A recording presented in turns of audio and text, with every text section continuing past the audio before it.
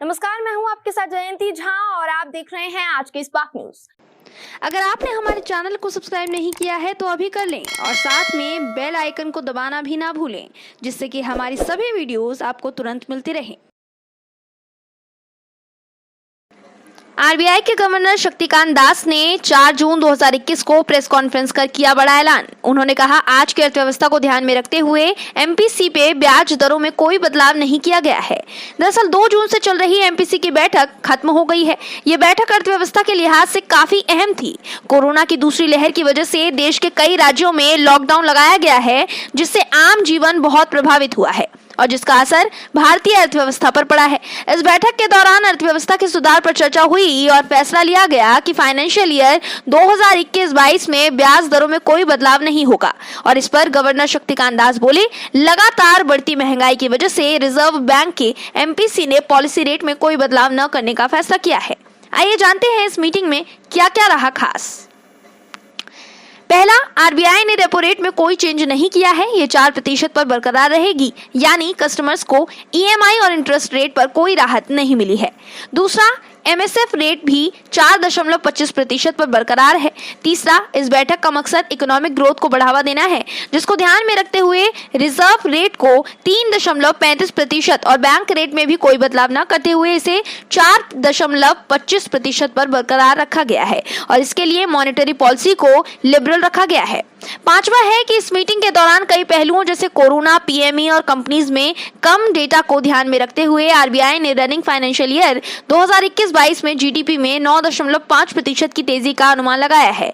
वहीं ये भी साफ किया है कि इस फाइनेंशियल ईयर की पहली तिमाही में ये 18.5% होगी, दूसरी तिमाही में 7.9%, तीसरी तिमाही में 7.2% और चौथी तिमाही में ये 6.6% रहेगी। वहीं इन्फ्लेशन पर दास ने कहा कि सीपीआई 5.1% रहेगी। पहली तिमाही में महंगाई दर 5.20% होगी, दूसरी तिमाही में 5.4%, तीसरी तिमाही में 4.7% और चौथी तिमाही में ये 5.3% हो सकती है। छठा है, डिमांड कम होने से प्राइस प्रेशर भी बना हुआ है। ऐसे टाइम में इस तरह का पॉलिसी सपोर्ट जरूरी है।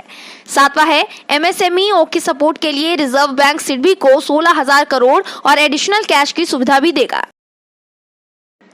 आठवां है कि इस बैठक के दौरान टूरिज्म और हॉस्पिटैलिटी को भी ध्यान में रखा गया है, जिसके तहत 15,000 करोड़ की नकद राशि बैंक्स को दी जाएगी, जिससे banks tour operator, hotel, restaurant, private bus operator को लोन दे सकेंगे। नौवां है, 17 जून 2021 को GSAP 1.0 के तहत 40,000 करोड़ की गवर्नमेंट सिक्योरिटी खरीदी जाएगी। इसमें 10,000 करोड़ में एसडीपी की खरीद होगी और रनिंग फाइनेंशियल ईयर की दूसरी तिमाही में सेकेंडरी मार्केट से GSAP 2.0 के तहत 1.20 करोड़ की गवर्नमेंट सिक्योरिटी की खरीद का प्रोग्राम चालू रहेगा। इस प्रोग्राम का मकसद गवर्नमेंट सिक्योरिटी के रिटर्न को बरकरार रखना है। नौवां है, आरबीआई ने फॉरेन एक्सचेंज रेगुलेशन मार्केट में भी निवेश किया है और हमारा फॉरेक्स रिजर्व 600 अरब डॉलर होने के करीब पहुंच गया है।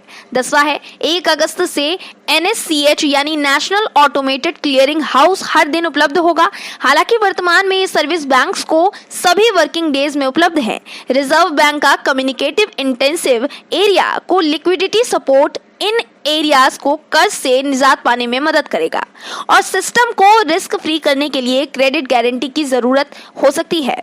स्पार्क न्यूज के लिए जयंती झा की रिपोर्ट। आपको ये वीडियो कैसा लगा या अगर आपके दिमाग में कोई सवाल है तो कमेंट बॉक्स में जरूर बताइएगा। वीडियो पसंद आई हो तो वीडियो को लाइक और शेयर करना ना भूलें। फिर मुलाकात होगी आपसे, तब तक के लिए नमस्कार।